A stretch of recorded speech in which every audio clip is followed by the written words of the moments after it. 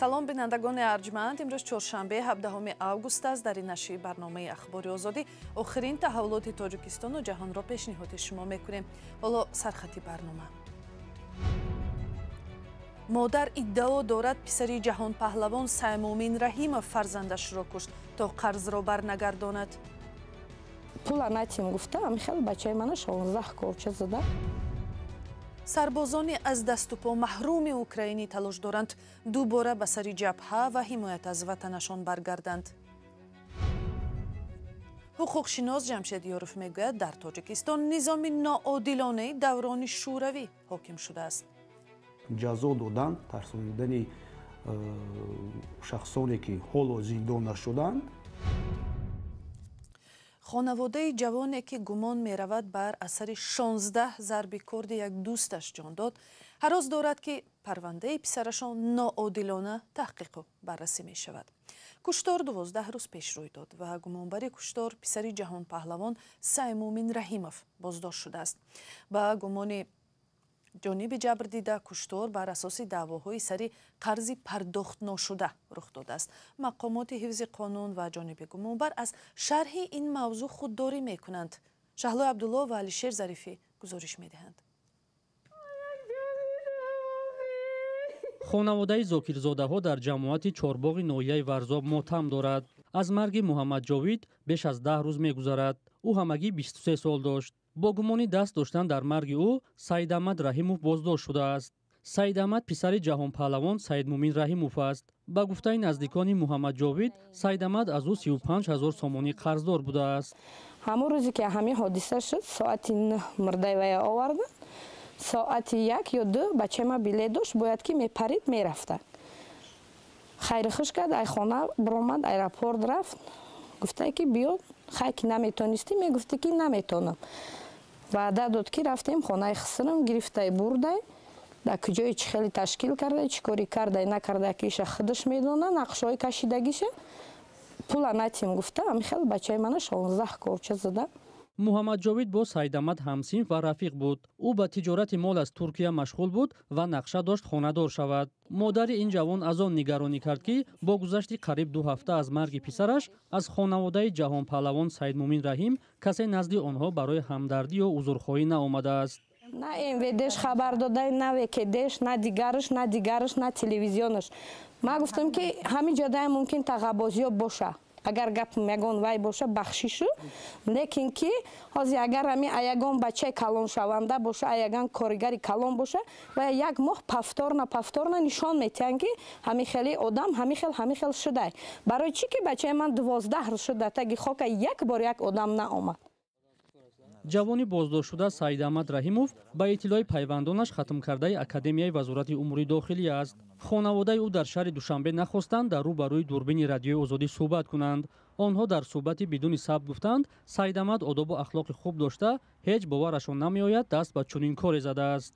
пайвандони ӯ иддао намуданд ки марҳум Муҳаммаҷовид барои бозпас гирифтани қарзаш борҳо Саидамадро таҳдид кардааст. иддаое ки модари ҷавони фавтида беасос медонад. марги Муҳаммаҷовид санаи 5 август дар ҳудуди ноҳияи Фирдавсии пойтахт рух додааст. дар Вазорати Умури Дохилӣ гуфтанд, ҷиноят дар заминаи қарздорӣ сурат гирифта, Саидамад Раҳимов ба иттиҳоми куштор боздошт шудааст. парвандаи Саидамад Раҳимов феълан дар баррасии додситонии шаҳри Душанбе қарор дорад. дар ин ниҳод гуфтанд, ҷузъиёти онро аз додситонии кул пурсед, вале дар додситонии кул низ нахостанд дар ин бора суҳбат кунанд. муноқиша миёни ҷавонон ки гоҳе ба корзаниву куштор анҷом меёбад, ба як масъалаи ташвишовар табдил ёфтааст.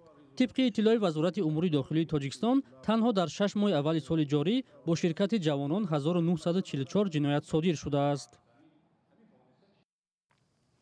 низомиёни украинӣ рӯзи 17 август гуфтанд, нерӯҳои Русия дар талоши ворид шудан ба дарунтари минтақаи Донецк ҷои зиндагии сокинони мулкиро дар минтақаи Харьков тирборон карданд.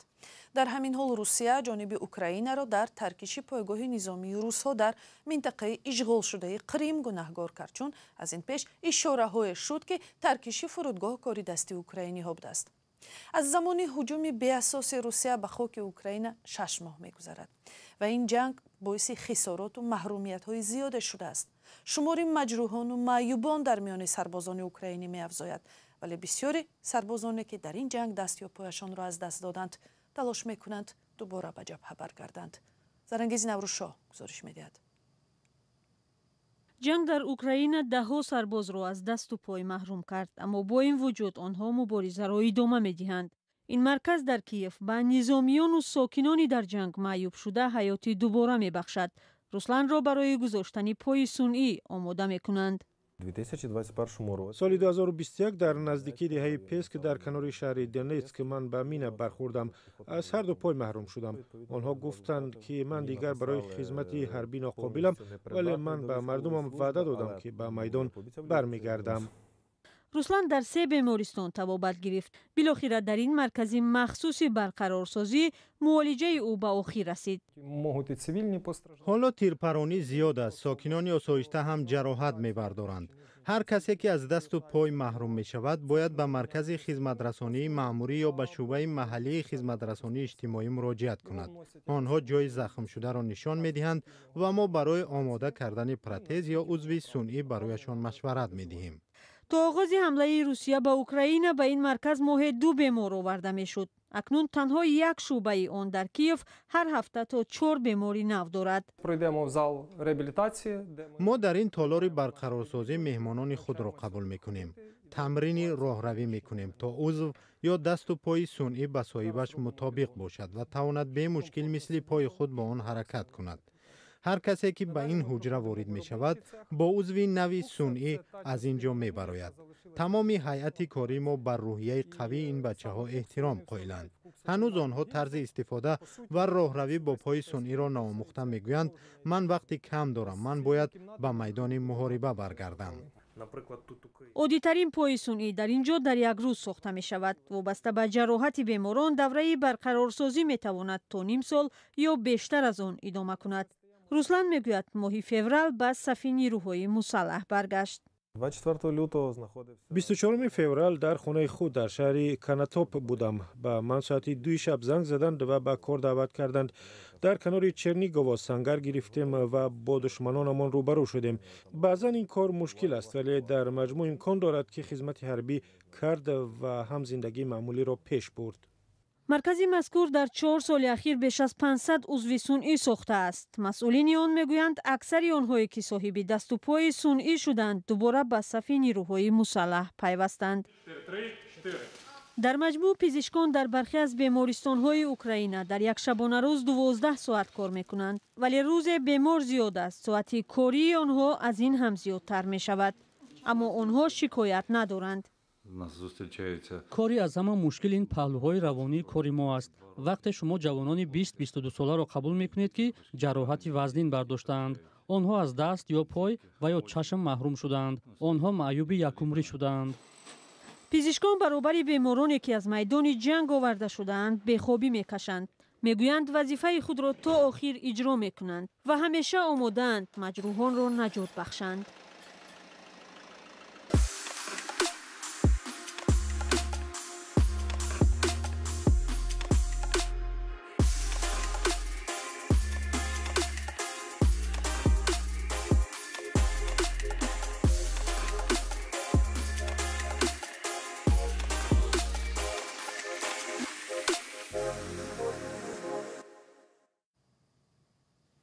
حامیان حقوق میگویند سالهای اخیر در دادگاه‌های تاجیکستان حکم‌های سنگین صادر می‌شوند که بر اساس آنها فعالان مدنی، منقدان رژیم و هم ژورنالیستان به مهلت‌های طولانی زندان محکوم می‌شوند.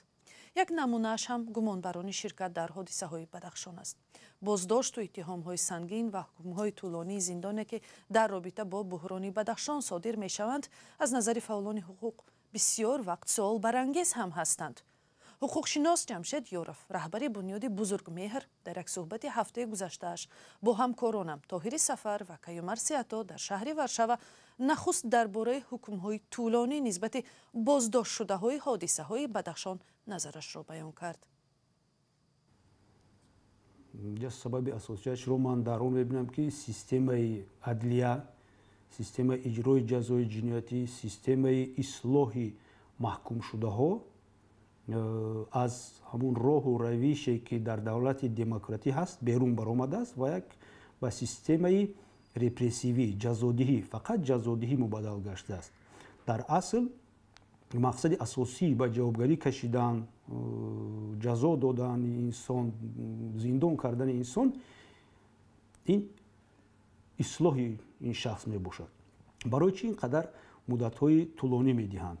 хеле гуфтам, як мақсад ҷазо додан, тарсонидани шахсоне ки ҳоло зиндон нашуданд, чунки эътироз накунанд, баромад накунанд ба мисли ин нафарон дар бораи ҷиноятҳои мақомотҳои қудратӣ гап назананд. мисол дар гузашта ба ҳар ҳол мо шоҳид будем ки чунин парвандаҳои пурсару садо, парвандаҳои баҳсбарангез, баррасии ин парвандаҳо дар додгоҳҳои тоҷикистон ба ҳар ҳол муддатҳои дароз, моҳҳо ё ки ҳафтаҳо дароз мекашид. наздикои ин афрод, вакилои мудофиаи ин афрод ҳақ доштанд ки аз болои он шикоят кунанд, бозбинии ин парвандаҳоро талаб кунанд. вале мо дар вақтҳои ахир мебинем ки ҳукмҳо дар як ҳафта, дар 2 ҳафта, ҳатто аз ин ҳам шояд камтар ҳам парванда тафтиш мешавад, тафтишот поён меёбад, ҳам муҳокима мешавад дар додгоҳ ва ҳукм эълон мешавад. чаро ин қадар зуд? дар ин ҷо ман чанд омилро мебинам. якум ки омили ҳисоботталабӣ аз мақомотҳои қудратӣ ва мақомоти судӣ аст. системаи давлатдории ҷумҳурии Тоҷикистон айни ҳол аз системаи давлатдории иттиҳоди шӯравӣ, давраҳои ҳукмронии Сталин ҳеҷ фарқияте надорад ва як планови система аст. нақша дар болои ҳар як корманд ҳаст. корманди бозрасии давлати автомобилӣ бояд фалон қадар протокол карда ба раисаш пешниҳод кунад, муфаттиш бояд фалон қадар парвандаро баррасӣ карда ба прокурор равон кунад, прокурор бояд ҳамин қадар парванда аз рӯи нақша тафтиш кунаду тасдиқ кунаду бо фикри айбдорӣ ба суд равон кунад ва суд дар навбати худ бояд фалон миқдори муайяни парвандаҳоро дида баромада як ҳукми худашро барорад. дар ин ҷо якум омил иҷро кардани нақша ҳаст. ва бинандаи азиз, мусоҳибаи комил бо Ҷамшед Ёров ба зудӣ дар вебсайти Радиои Озодӣ ва канали Озодии видео дар YouTube нашр мешавад. онро аз даст надиҳед. як сол аст ки гурӯҳи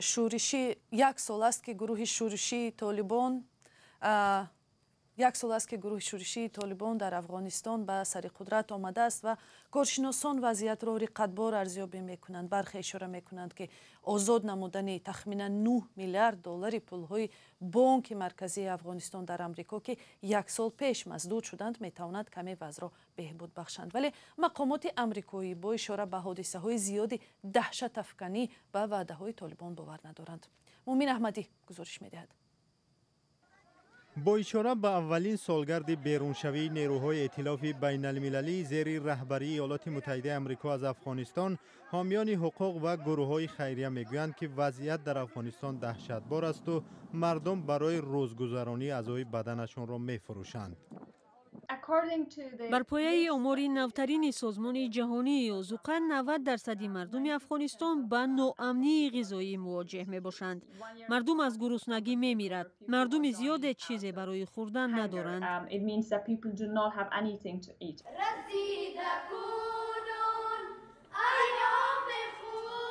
حکومت طالبان روز دوشنبه اثنای تجلیل اولین سالگرد حکمرانیشان ابراز داشتند که می‌خواهند با تمام کشورهای عالم روابط خوب برقرار کنند. ولی مأموریت پرزیدنت ایالات متحده آمریکا جو بایدن به سخنان طالبان باور ندارند. منصبداران آمریکایی قتل رهبر شبکه تروریستی القاعده ایمن الظواهری را مثال می‌آورند که چند پیش در کابل به قتل رسید. ва як хабари дигар, коршиноси мустақили Созмони Милали Муттаҳид дар гузорише мегӯяд, чин уйғурҳои мусалмон ва дигар ақалиятҳоро маҷбур мекунад дар бахши кишоварзӣ ва саноат кор кунанд ва ин амали онҳо ғуломдорӣ ҳамчун ҷиноят алайҳи башарият арзёбӣ мешавад.